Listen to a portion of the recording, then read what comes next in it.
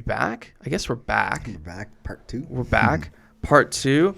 Here with Randy Turner, retired JTF-2 operator, military veteran, combat veteran, served in Afghanistan and Iraq. So on the previous podcast, we spoke about your background, your history, and everything like that. So now let's talk about what drove you and motivated you to start direct action combat. There was a couple of things that motivated it. A couple of years prior to departing from the Canadian Forces, I started to think about life after the military and what I was going to do.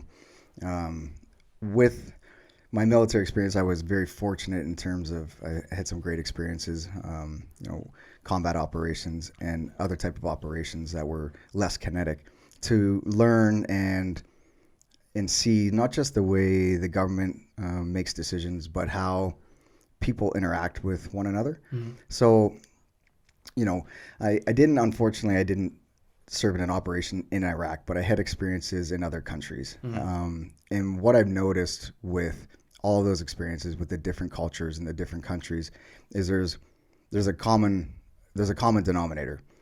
There are shitheads who are motivated to do bad things to good people. Yeah. And their motivations a lot of times are power and money. Yeah. Right? Or, a religious ideological belief. Right. So, when you think about it in Canada, although not nearly as extreme, there's similarities, mm-hmm. right?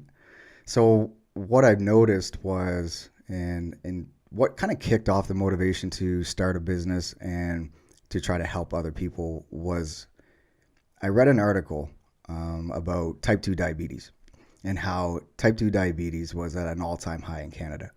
Interesting. And I thought it was interesting too. And I thought, well, I want to get a little bit smarter on type 2 diabetes. What causes it? What's the reasons for it?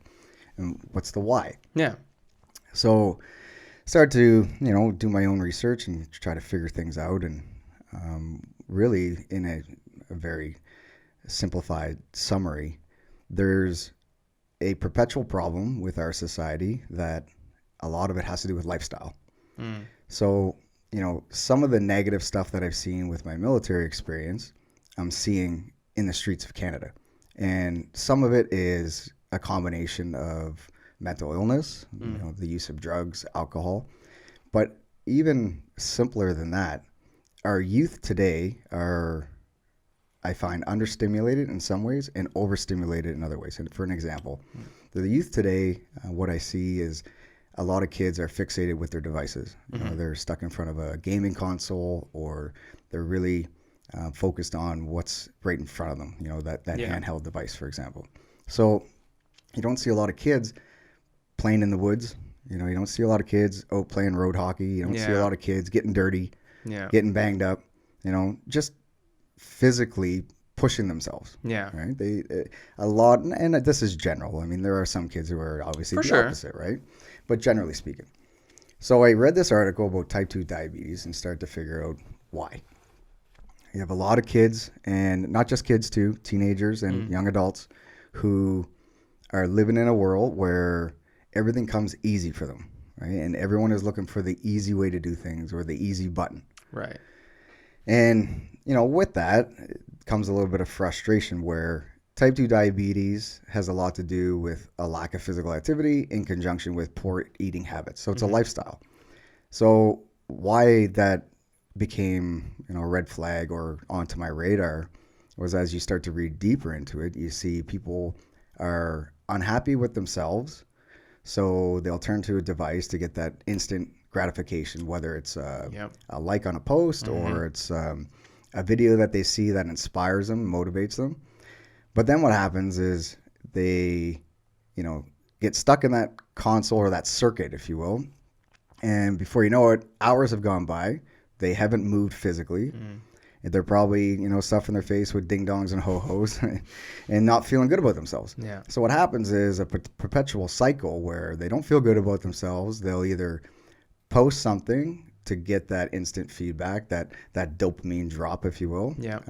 Or they'll comment on somebody else's post. And then what happens is they either don't like the way they feel, so they'll try to mask that with either another post or another like, for example, run to the fridge, grab another handful of ding dongs and ho-hos. And at this point, hours have gone by and they still haven't done anything physical. Yeah. So with the experiences that I've gained and been fortunate enough to gather over the years, I thought, well, how can I create something that is a positive outlet for the youth and just for the general public, really. So put some thought into it. And then originally I thought, well, maybe I'll just become a personal trainer and just help people get fit. But I knew there was more to it. And then I thought, well, maybe, I'll do some study on nutrition and I'll become, a dietitian or a registered nutritionist that can help people with their diet. Right. And I thought, no, there's something more. I like being outside. I like doing physical things. And to be completely honest, I like fighting. And I think as a man, fighting is probably the most purest form of activity any man can do. I agree. Right? So whether that's sport fighting or, fighting the elements, for example, if they want to challenge themselves outside, outdoors, or where the firearms comes in, it's maybe learning a skill that they've always been a little bit interested, but there's never been or minimal amount of exposure for. Yeah. So this started to kick off the motivation. So I thought, well, I'm going to put something together that I'm going to teach full spectrum self-defense. So it's going to get people moving. I will, make subtle drops and subtle hints of how important it is to maintain a good, healthy nutrition, stay active, learn some skills that can be very helpful in life in terms of self-defense or protecting loved ones and people you care for. And then the firearms component was really motivated a little bit selfishly because I like to shoot. So why not teach people how to shoot? And we could do stuff that's fun together. But then where that got layered, if you will, was because of the amount of antidepressants that are being prescribed due to anxiety and due to the fact that people are just, for whatever reason, insecure, unhappy. I thought, well, I know personally when I'm on the range, after a couple hours on the range, I find it very therapeutic. Yeah. And the reason for that is, you're really focused on two things when you're on the range. That's it. You're focused on one, where's the bullet going and is it going where I want it to go? And two, you have to be 100% safe because the seriousness of the activity, right? If you're distracted by your device or you're distracted by, the argument that you had with your missus or you're distracted by that upcoming email that you have to respond to, whatever those things are, when you're on the range, you're not thinking about those things. Right. You're thinking about being physically active, being present in the moment, and staying safe. So that was part of the motivation of trying to put all of this together. So that's where we're at now. So I'm offering full spectrum self-defense, and there's a firearms component, not just for the general public, but also for military and law enforcement. So that's what's motivated the transition from the Canadian Forces to now being entrepreneur. That's awesome. And it's so true what you say too, just because I think back to, back in the day, training jiu-jitsu, the thing that fascinated me the most is you're doing something relatively aggressive or can be aggressive at times if you're doing an open roll or something like that. After jiu-jitsu, I was so relaxed. Yeah. Because you got it all out. You have no anger. There's no nothing. There's nothing there. You're like a flat line, and it's awesome. It's really interesting that nothing really gets you overexcited because it's like you've worked it all out. It, like you said, it's very therapeutic. So it is interesting, and I know that's kind of an open debate, so to speak, where we live in a very heavily medicated society. In some cases, probably for good reason, and there are people who genuinely need those medications and should be on them, and it's great. It helps them. And then we've all had experiences with doctors where you don't need necessarily the medication that they've been on. I've had several conversations. I believe you and I even maybe had a conversation about painkillers where I've had doctors repeatedly offer me painkillers after me saying, I'm good. That's right. I love Dilaudid, which is part of the problem. Please stop offering it to me. We do live in that society where we've created this fictitious dependency on medications where if you were outside, if you were exercising, if you were, working your brain as a muscle, so to speak, like you said, you're learning a new skill. Shooting's fucking hard. Especially like I remember the first time I shot a handgun, it was frustratingly hard Yeah. because it's like I watch movies, I've seen TV shows. You can hit anyone from 30 yards out, no problem. And it's like I'm maybe 20 feet away from a paper target, and I'm like, there's nothing there. I haven't hit a single thing. And it's like, well, you're pulling too far to the right, and like you gotta work on your breathing. And it's like there's so many layers to it, but that's the fun of it. That's right. So this program that you've created really kind of hits a lot of points where, you know, if you're trying to get out of a rut, you know, or you're trying to challenge yourself in a different way on several different levels, this program's, I mean, literally perfect. You're going to challenge yourself mentally, physically, and you're going to see benefits in your life on all of these different levels. Like it's very cool. 100%. Yeah. There's a lot of motivation to try to just give people another outlet, another platform to avoid the use of drugs and medication. You know, I've been very fortunate where in the past, you know, I've narrowly escaped death on a few occasions, and I've experienced things where some of my buddies have suffered from PTSD. And, you know, my wife sometimes asks me, she said, how were you able to leave and stay so collected and put together? I don't have like the university educated response for that. But what I believe to the core of my being and what I'm trying to promote is I always had an outlet. So when I wasn't on operations, I was home training and staying physically active. And for a lot of those years, I was fighting professional mixed martial arts. So I always had something to focus on. I always had something to channel my energy. I always had something to focus cognitively on becoming better, becoming the best version of myself that I could possibly be. Right. So I think that had a lot to do with a healthy mindset. And, you know, I do believe that with all the studies and everything that's been reported, I do believe that PTSD is temporary. Okay. I believe that. I believe that almost like the common cold, people can recover from it. Yeah. If they want to. Yeah. What happens, though, is we live in a society where society creates this fictitious belief that the individual is a victim, right? So the individual sometimes, not always, this is generally speaking. Right? I know there's multiple layers to the complexity of what PTSD and what it does to people. For sure. But I do believe that, you know, the society that we live in says you're the victim. So, you know, here's a bucket of drugs, or in the military, here's, you know, a medical pension for the rest of your life. Financially, you're going to be taken care of. But like financially is not going to, no, that's not going to fix the cognitive issue. Let's get a little bit deeper. Yeah. Give the individual purpose, give him something to focus on and channel that energy so he's not worried about, you know, the negative noises that are going on in his head. Instead, he's worried about focusing on that thing where his feet are at that moment, and he's not distracted by all of the white noise that I sometimes like to refer it to. You know? So, I mean, it's serious, but what I'm trying to teach and to show is that, to your point, shooting, for example, or martial arts, for example, it's not easy. And I get frustrated when I run into people who their sales pitch when they teach a self-defense form of art, for example, is that it's easy. I get frustrated because it's not easy, and it shouldn't be easy. It should be something that is challenging, both cognitively and physically. Yeah. And if your platform is to promote it's easy, yes, people may take advantage of that and they may jump on it because it's easy, but they will be understimulated and they won't stick with it. And I truly believe that to the core of my being, right? So I'm trying to promote something that people are going to have to work at to complete. So for an example, in May, most likely May, possibly June, but no later than June, I'm going to launch a 5-level curriculum where people can get qualified under direct action. Awesome. So each level will increasingly become more difficult, more challenging. So each level will comprise of approximately 15 hours of mat time and approximately 6 to 7 hours of range time. So in order for someone to get qualified, they're going to have to do both.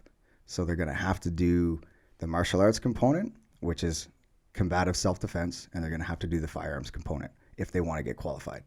Now, that's going to put some people outside their comfort zone. And that's a good thing. Yeah.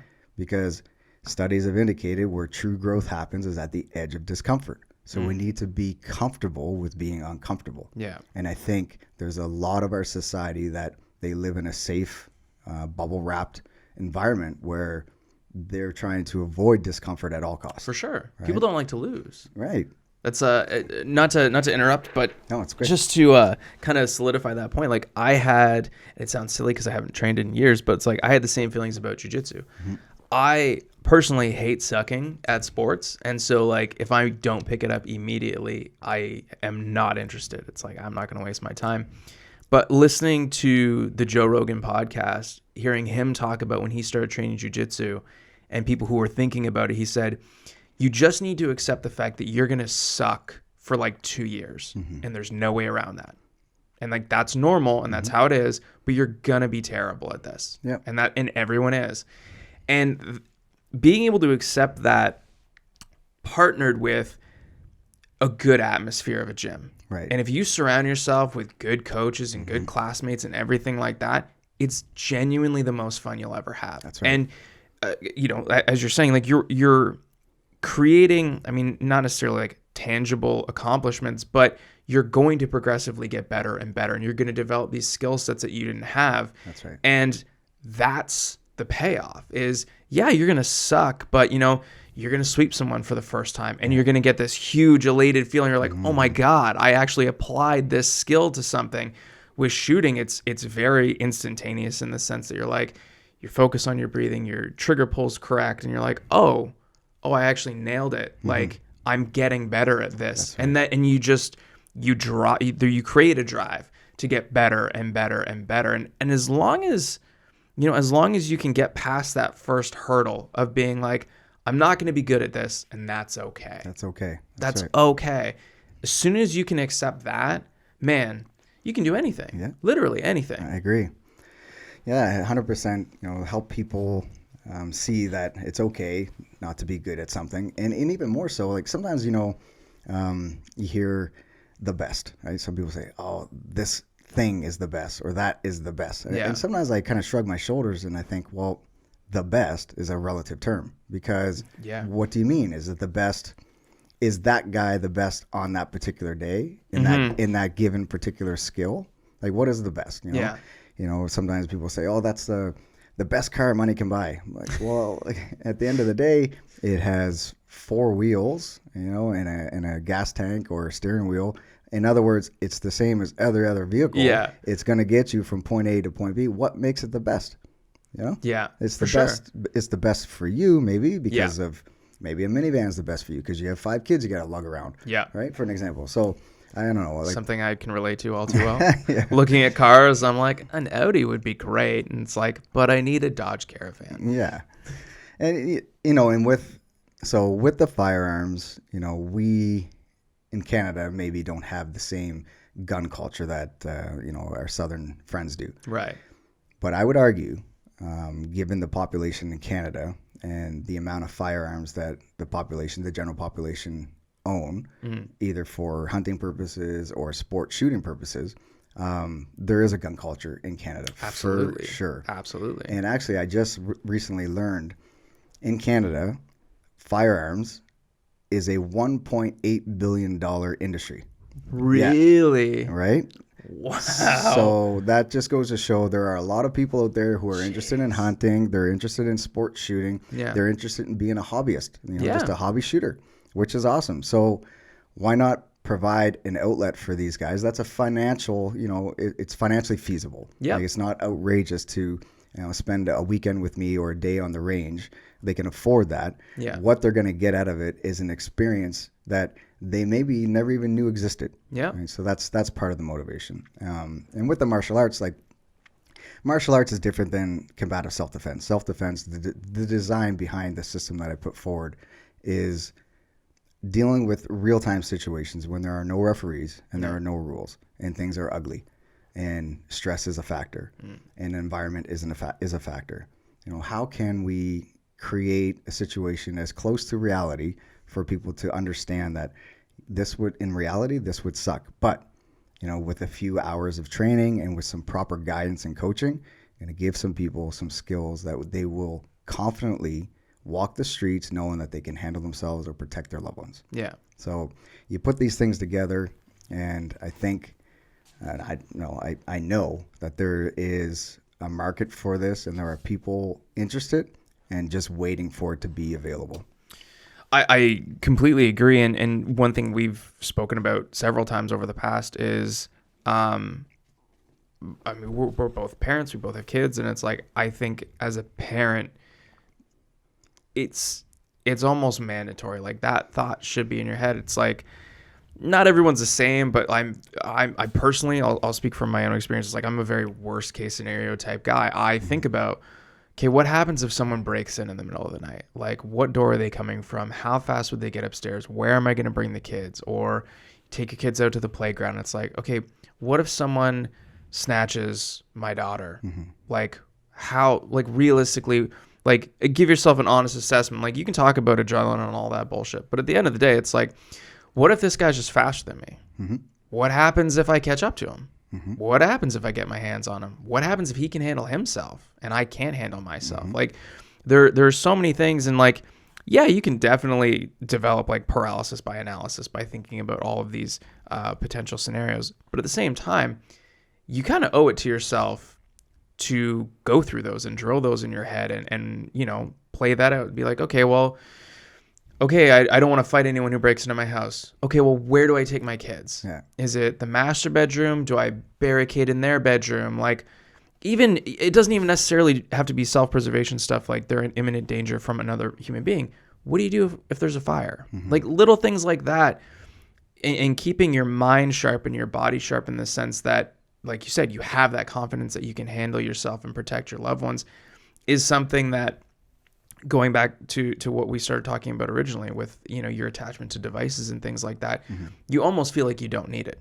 There's this, you know, sense of security, and like, you live in this echo chamber of hearing only good things. So you think only good things happen, and well, it won't happen to me. And while I live in a safe neighborhood, and you know, carjackings don't happen in Ottawa. And I mean, forgive me, I don't know what the carjacking rate is, but just as an example, if at the very least you're putting yourself through the physical training, and you're exposing yourself to that reactionary feeling, so you can know what it feels like to have someone run at you. That's right. Or have someone just pull you down to the ground, and you experience like, oh shit, I have no idea what I would do, or I would panic, or I would freeze. You need to know that. Yeah. Like, I again, going back to just being a parent, it's like, as a parent, I think you owe it to yourself to just, you know, accept that it's like, oh, I'm grossly underprepared in case of an emergency situation. Whether it's, you know, I think every parent should have to have first aid classes. I think you should have to have self-defense classes. And I mean, for, like, again, speaking, not to make it all about me,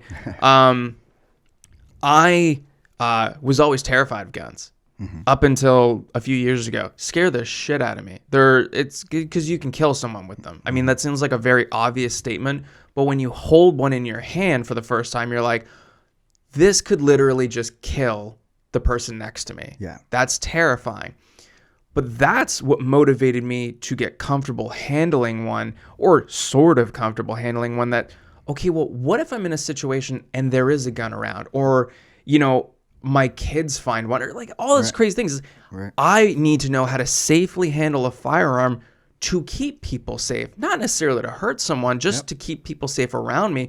Because if I were in a situation and I had never taken that step to be uncomfortable handling something, I don't know what would happen in an emergency situation. I don't know if I would freeze up. I don't know if I would, you know, take that beat to second guess, you know, grab that gun so someone else doesn't grab it because I'm scared of guns, and then they get it and I don't. Right. And it could be that split-second decision, that split-second apprehension, that could be the difference between life or death. And maybe that sounds over-dramatic, but it's like, you owe it to yourself to give yourself a chance. Does that make sense? It totally makes sense. So what you're talking about there is a level of knowledge and understanding given the situation that you potentially could find yourself in, right? So is it probable? Maybe not. Is it possible? 100%. Yeah. Right? So why not have a little bit of knowledge and understanding of firearms or what's going on in the environment? So oftentimes when I teach situational awareness, I'll ask people, and people are really quick. I ask people, do you know what situational awareness means? People fire their hand. Oh yeah, yeah. You know what's going on. Okay, there's a part of that. You understand what's going on in your environment, but a little bit deeper on a deeper level, it's what's going on with you in relation to your environment. Yeah, That's more about situational awareness. So where you are given the situation, what can you do or not do? Yeah. Because sometimes, inaction might be the best course of action. Yeah. Right? Do nothing, maybe. Yep. Take note, maybe. Remove yourself from the Remove situation. yourself from the situation, maybe. Right? But what about given the information that you have in that particular situation, in the environment that you're in, what can you do to be the answer? What can you do to take action in a situation that you clearly see is unfolding, clearly chaotic? What I'm trying to promote is be the one who's willing to take action, right? Yeah. Instead of always, considering somebody else is going to take care of it. Well, why should someone else take care of it? Like, why not that someone else be you? Yeah. All right. Oftentimes, like to your point earlier, people say, well, that'll never happen to me, or that could never happen in our community or in our neighborhood. Yeah, it does happen. Just because you're not reading about it on front page news, don't think for a second that it's not happening. It happens every single day. And I would encourage people who are listening or watching, for that matter, to go on the Ottawa Police website. If you're based in Ottawa, I'm sure most local police departments have it, and just go look at, you can look at a map and what crimes were committed in your area or in any area of the city, and you would be shocked. That's right. Because to your point, just because it's on the news doesn't mean it's not happening. I know that across the street in my neighborhood, there are like 3 break-in entries and 1 domestic disturbance. But I didn't see it on CTV, and I didn't read about it on Twitter or anything like that. It's like, no, there's so much that's going on around you. But again, if you're in that echo chamber, you don't have to see it. Yeah, for sure. So with this, with the system, we do talk about the importance of conditioning, physical conditioning and psychological resiliency. So having the mindset to take care of a situation should a situation be presented to you. Because oftentimes, like we don't get the opportunity to choose a situation. The situation will choose us. So, conditioning, nutrition obviously is going to help with cognitive clarity, and then the hands-on application of a combative self-defense, which has a little bit of grappling, has a little bit of clinch work, it has a little bit of striking, and a little bit of weapons defense. So should somebody become a threat towards you or your loved one and they're armed with an edged weapon, what do you do? What are some considerations to deal with or act on a situation when you have been given pre-attack cues? So you see the pre-attack cues, and before it becomes a situation, maybe that's your opportunity to take action. Right.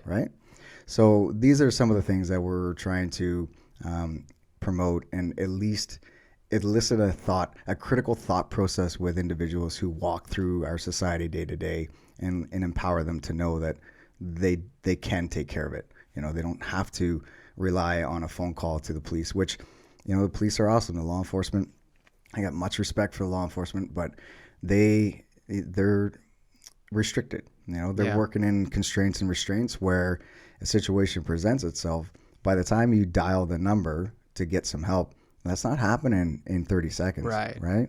Unless you happen to be completely lucky where there's, an officer close by. But realistically, yes, they're going to come help you out for sure, but they're not going to be there right away. Yeah. So in that short term, what can you do? I had a great conversation. I was running a women's only self-defense about a month ago. A great conversation with one of the ladies who said, to be honest, this is all great information. She said, but I don't think I would try to apply any of this. I think I would just run, if she saw a situation. I said, well, at least you're willing to take action. And if running is the action that you choose, that's a good thing. So all I just, simply challenged her thought process was, if you're going to run, which is fine, are you in a physical state capable of running or sprinting 200 meters? Yeah, exactly. And then you be honest with yourself.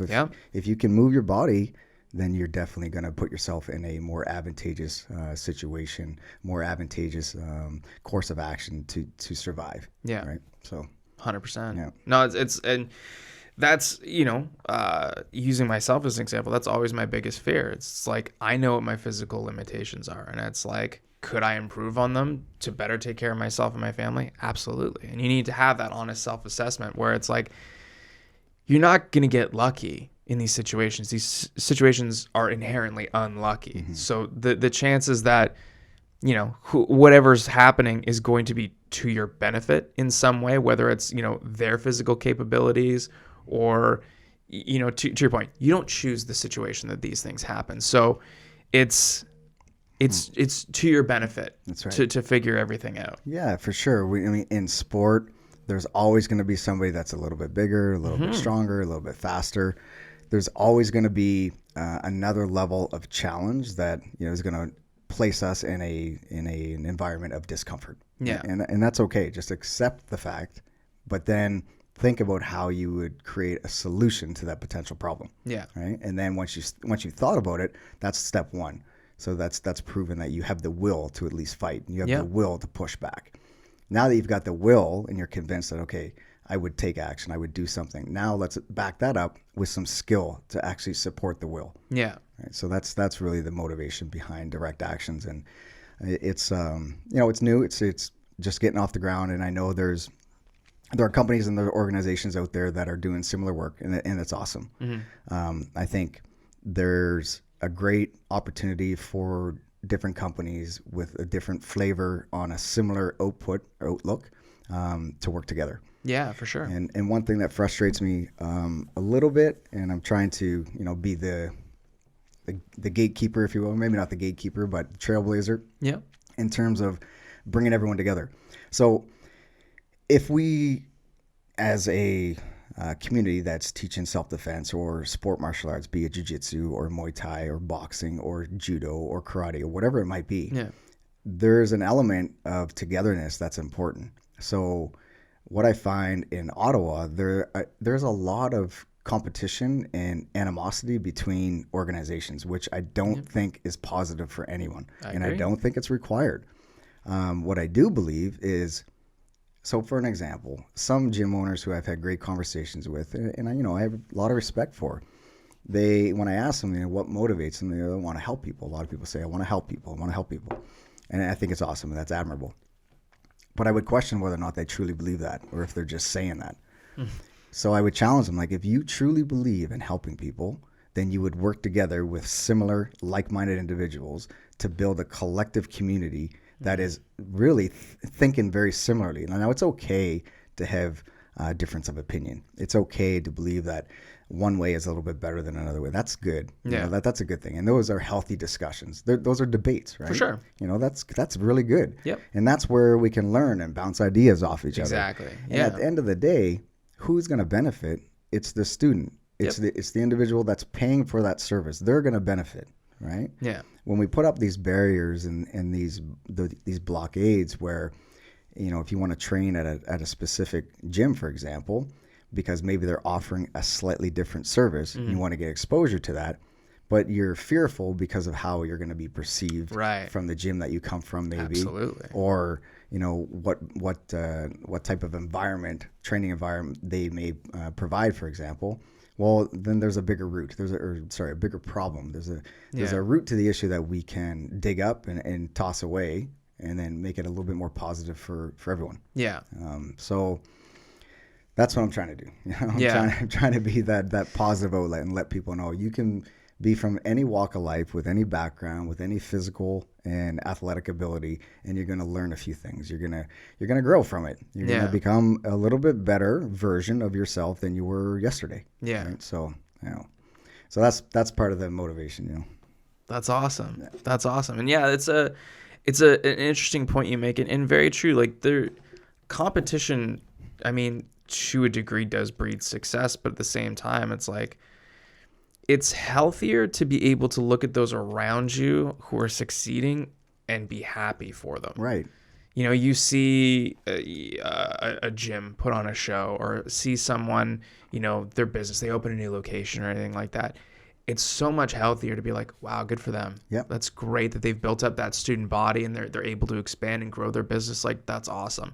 Not like, oh, should I expand? Or like, oh, that's like that jealousy and envy. It's like, it doesn't get you anything. No. It doesn't get you anything, and it's a waste of mental energy to put into those negative thoughts where you can just be 100%. happy for people. And a lot of that is motivated by ego. Like reality is, and studies have supported the fact that we all have an ego. We're all dealing with that internal dialogue, right?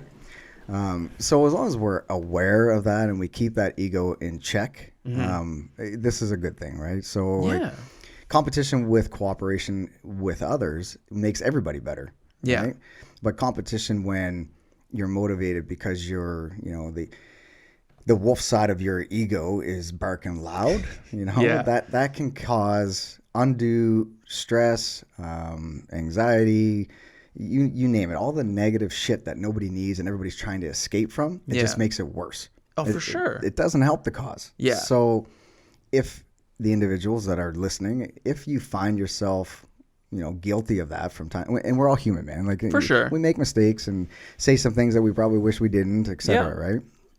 But it's about pattern and consistency. So I truly believe everybody in this world has something really awesome to offer. Yeah. And everyone can benefit from. But it's up to us to listen and try to understand what it is that person has to offer. Yeah.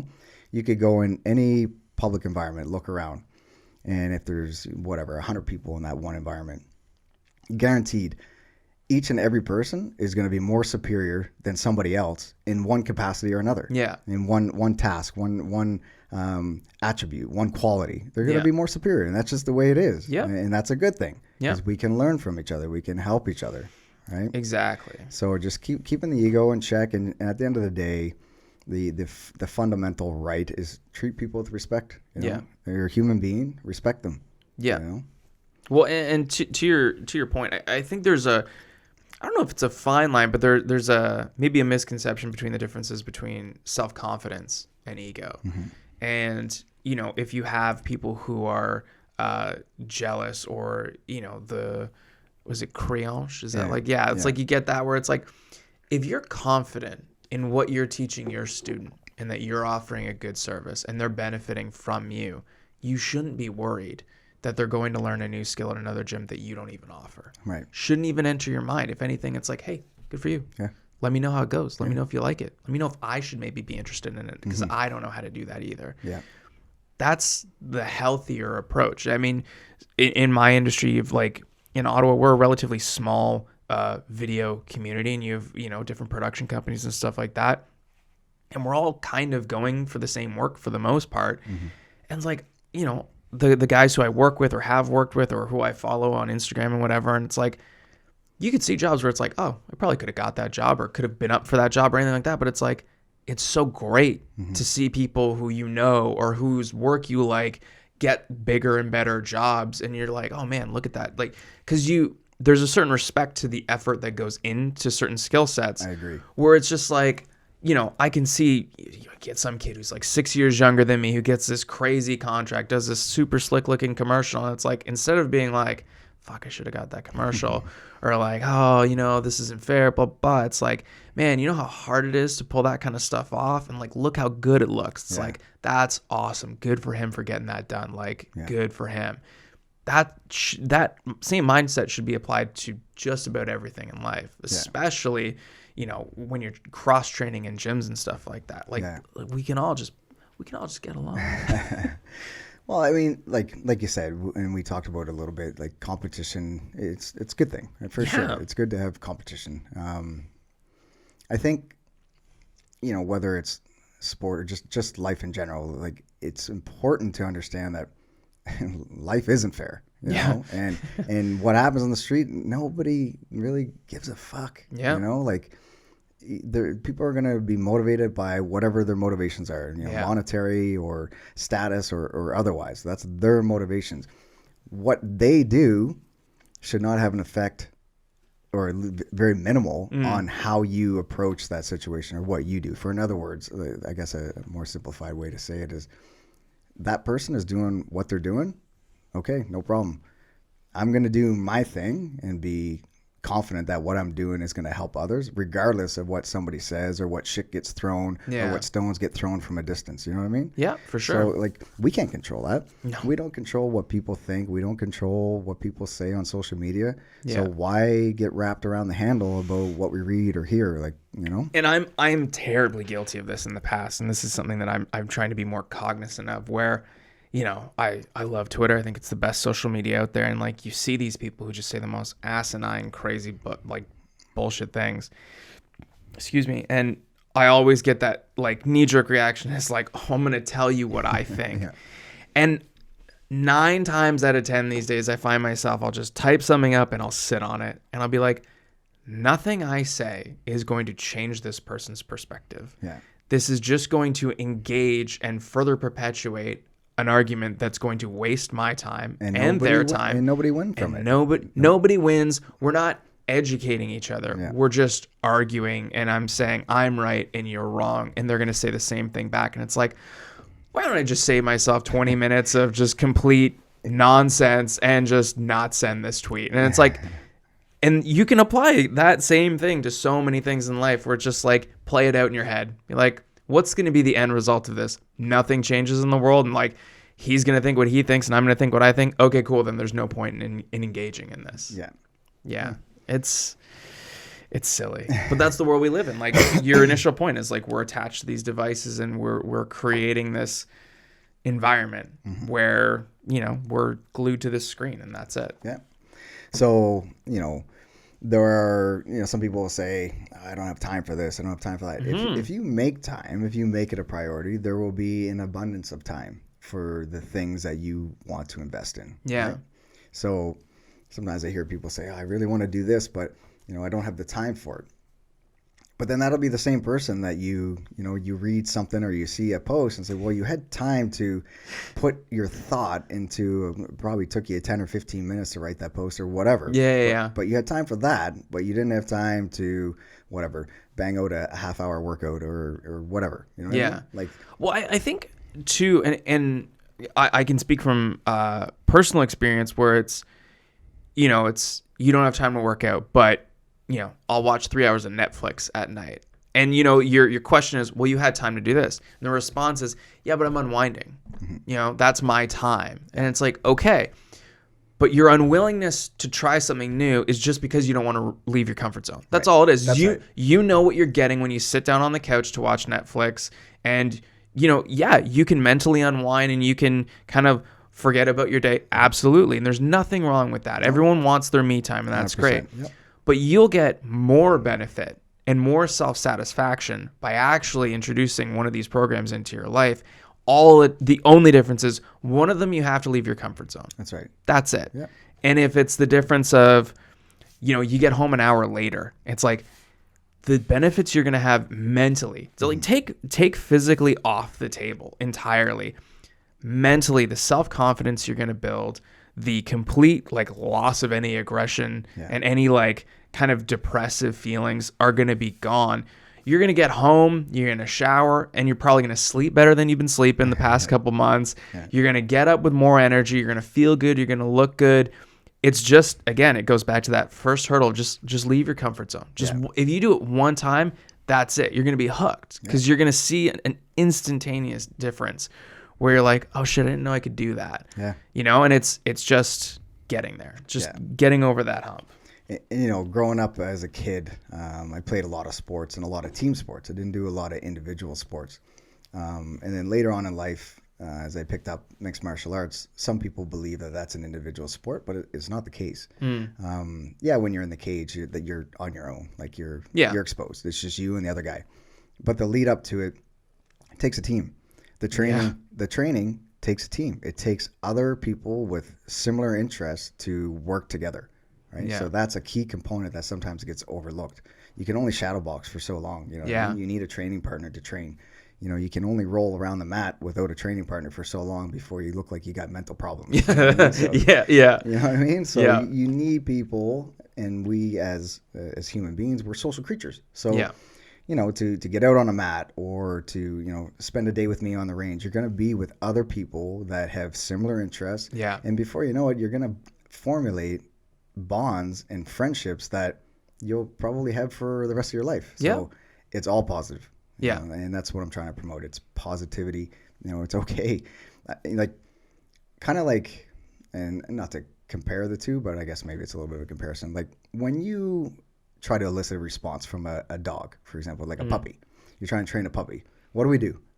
We give them a treat. Yeah. Right? Positive reinforcement. They did something good, positive reinforcement. Yeah. I try to apply the same principle when I'm training people on the mat or when I'm training people on the range. When they do something good, I'm going to let them know. And I'm going to be open with it. Like, man, that was awesome. And I'm not pumping your tires just to make you feel good. I don't give a shit about that. Like, I have empathy, but I don't have sympathy. Right. Like, I'm not worried about, how you feel in this moment. But there's a lot to be said about positive reinforcement. And the positive byproduct of being positive is they feel good about themselves. Absolutely. Right? So why not perpetuate a lifestyle or a theory or a form of living that is more focused on the positive and less on the negative? Man, there's tons of negative shit. We walk through this world every day. Yeah. And we see people that are angry, or somebody's cursing, swearing at somebody else, or there's a ridiculous news article. It's all negative. Like, we need more positive. Absolutely. And there's absolutely nothing wrong with that. I know sometimes we're like, oh, you're too nice. That's bullshit. That doesn't exist. You're not too nice. Or nice guys finish last. You know what? I might finish last, but I'll be the strongest motherfucker to finish. Yeah. So bring it. You know what I'm saying? I just think we as a society, we just need more of that. I don't believe that our society is going to hell in a handbasket, but I do think we're in trouble. Yeah. And we need to provide an outlet for men to be men. Yeah. And for women to be respected and to be protected. Yeah. And that's what keeps our world going around, right? And that's life. So we protect the women, and for those women out there that are like, I can protect myself, no problem. I'm going to help you do that. Yeah. And then for the men out there who've been neutered by our society because you can't say this or you can't do that because of the sensitivities, and this person is offended by something that you said or you did, fuck that bullshit. Be a man. If you want to confront somebody because they're being an asshole and they're being disrespectful to another human being, then have the courage to confront them and be willing to take it to the next level. Be willing to go to the roof is what I'm saying. You don't have to do that, but be willing to. Yeah. Man, you got me all jacked up again. The only other thing I would just add to that, if anything, is like, if you're sitting and listening and you're on the fence or anything like that, it's just like, be honest with yourself. Mm-hmm. Run a self-assessment and really ask yourself. And it's like, like you said, you're going to have a bunch of different people who are like-minded in different walks of life who are going to be in that classroom environment. And it's like, you know what, if you're a little bit overweight or out of shape, you haven't exercised in years or anything like that, it's like, that's okay. That's not a deterrent. No, man. Like, there's going to be other people who are in the exact same situation who are going to sign up for these classes, who are going to be there, because you can do one of two things. Is you can feel sorry for yourself and be like, wow, I'm completely out of shape, I can't do this. Or you can realize that, well, I'm never going to get into shape until I take that first step. And again, right. It's leaving your comfort zone. And it's like, yeah, well, if you're overweight and you're slow and you're feeling bad about the fact that you can't take care of yourself, or you're, again, not to go back to me, but it's like, dude, I haven't rolled or sparred or anything in 3 years, and I can be like, wow, like, I have 4 kids, I run my own business, like, I'm super busy. Mm-hmm. But I know that it's like, yeah, but if I just apply myself and get back into it, it's like, I'm immediately going to feel better. That confidence is going to come back. Physically, I'm going to feel better, going to look better. And it's just getting over that hump. That's right. And there's nothing wrong. There's nothing wrong with whatever got you to where you are. It's, what do you do from here on out? That's right. That's the difference. Absolutely. And it doesn't have to be an overload of hours spent. Mm-hmm. Like, if you dedicated 1 hour a week to whatever that thing is that makes you feel good, then what is wrong with that? Yeah. Carve that hour out in your week and own it. Yeah. Take action. Hence, direct action is about taking action. You can read as many books as you want. You can watch as many YouTube videos as you want. But unless you're actually doing it and you're actually putting hands on and breaking a sweat and moving forward, then it's just education and knowledge that you're not doing anything with. Yeah. Yeah, exactly. And, I've had conversations with a couple people in the past who And I admire anybody that's, has a degree in education, any form, or a master's in something. Like, that is awesome. That obviously shows that you are willing to see things from beginning to end, Yeah. and you're putting in the effort, and that is awesome. What drives me crazy is these people who have multiple degrees, and they're so proud of them. They've got, multiple certificates hanging on the wall, and they're doing nothing with them. Nothing. Yeah. And they'll point the finger. It's everybody else's problem but theirs. It's just the society we live in. I can't get a break. That's bullshit, man. Yeah. That's bullshit. Do something. Take action. If you believe in something, get after it. Go do it. And if you don't believe in it, then that's probably not the thing for you, and that's okay too. Yeah, right? For sure. Yeah. It's being honest with yourself. And like, you're an example of it to a degree. I'm an example of it's where you're doing what you love. You're putting in the time, the effort. You're taking everything you've learned and putting it into what you love. It's like, for me, I run my own business. I do video work and photography and all that stuff. And it's like, I get to do what I love. Mm-hmm. It's a lot of fucking work and it's exhausting. But if you're willing to put it in, that's right, you'll be successful. Yeah. You'll be successful. It's all just about your mindset in how much you're really willing to put in. Be honest with yourself. Like, that's right. Do you really want to get into shape? Do you really want to be able to protect your family? Do you really want to be successful and do what you love for a living? Get after it. Yeah, do it. Like, one of the things we were talking about there before the podcast started was, the motivating factors. A wise man once told me, he said, you should never feel guilty about making money doing the things you love, but remember your why. And my why is more about the people, connecting with people. I get way more joy when I watch somebody light up because they just accomplished something that they weren't even sure they could do themselves. Yeah. And that motivates me. Now, some people might look at that like, well, you're into it for selfish reasons. That motivates you. I'm like, no, that's just, again, a positive byproduct to helping somebody realize that they can do it. They're capable of it. Yeah. So it's less about for me personally, it's less about the money and more about the people. Yeah. And people who, I think anyone who's been in an educational situation where you're like, like, there's no way I'm going to learn to shoot properly, or there's no way, I'm going to learn how to defend myself. It's just, if you're willing to put in the time, like, you will. I used to always laugh, years ago, I was doing guitar lessons, and what my teacher would do is he would play what he was going to teach me. He's like, after we're done this like section, after like these 3 weeks of lessons, you're going to know how to do this. And he would play it. And I remember so distinctly being like, you are out of your fucking mind. There's absolutely no way. I don't know how you got to those positions. I don't know how to play those chords. Yeah. You're out of your mind. 3 weeks later, I could do it in my sleep. Yeah. And it's just, if you just are willing to open up your mind and listen and learn and take that on, anything's possible. I agree. Anything's possible. Yeah. I'm just going to press pause on that because I think I heard the camera turn on. Okay. Just want to make sure. Nope, we're good. I just heard a click and I was like, ooh, that's not a good sound. Looking good. Okay.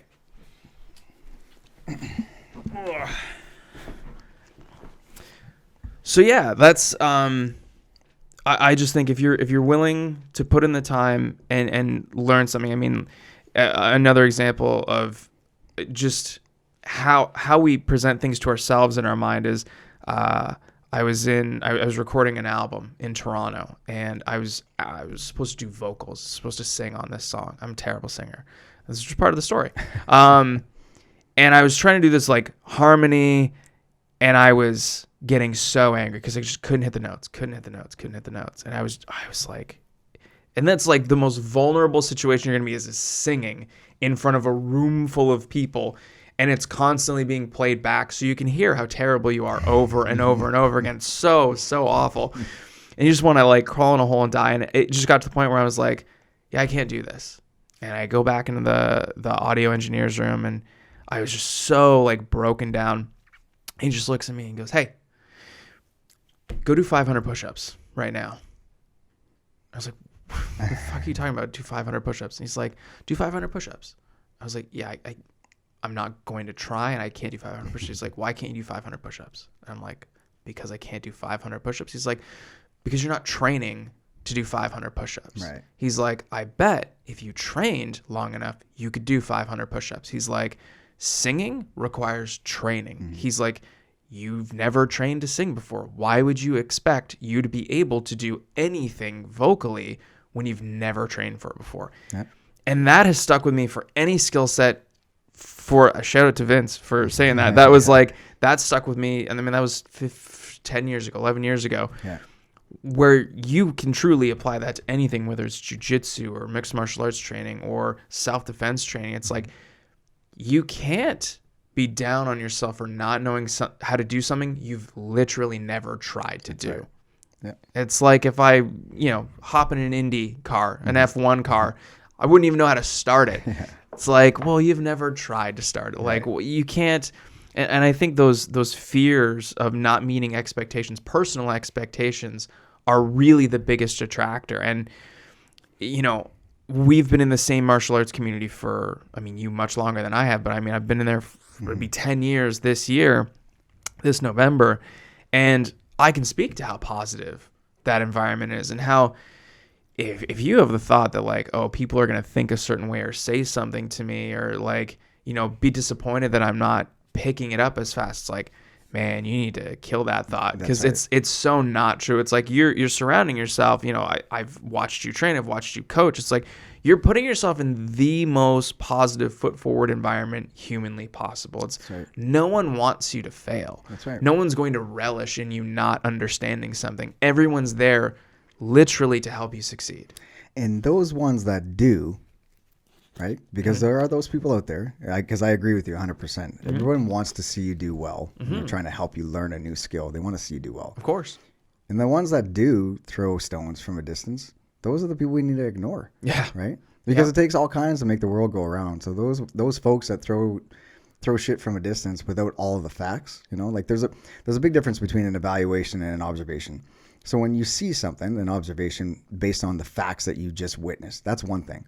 But when people make determinations based on what they think without all of the information, that's where the lines kind of get skewed. Yeah. Right. So if you're one of those individuals that are making comments or saying something without all of the facts, then let's start there. Yeah. Let's just back up a little bit, maybe ask the right questions and figure out if you have all of the information before you make your determining remarks or comments, right? Yeah. And the one thing I did want to say is, like, for the people who are like worried about leaving their comfort zone and things like that, and taking this on, like doing this program is, and I'm sure you can speak to this better than I can, but if you're kind of like, well, I don't want to feel like a fish out of water, this is a program that's accessible to a level where you can kind of stack the deck in your favor and call up 3 of your friends and say, hey, you guys want to learn how to do some jiu-jitsu and learn how to shoot and like do this thing? I think it would be kind of cool. Like, former special ops guy is going to teach us, like, pretty awesome, right?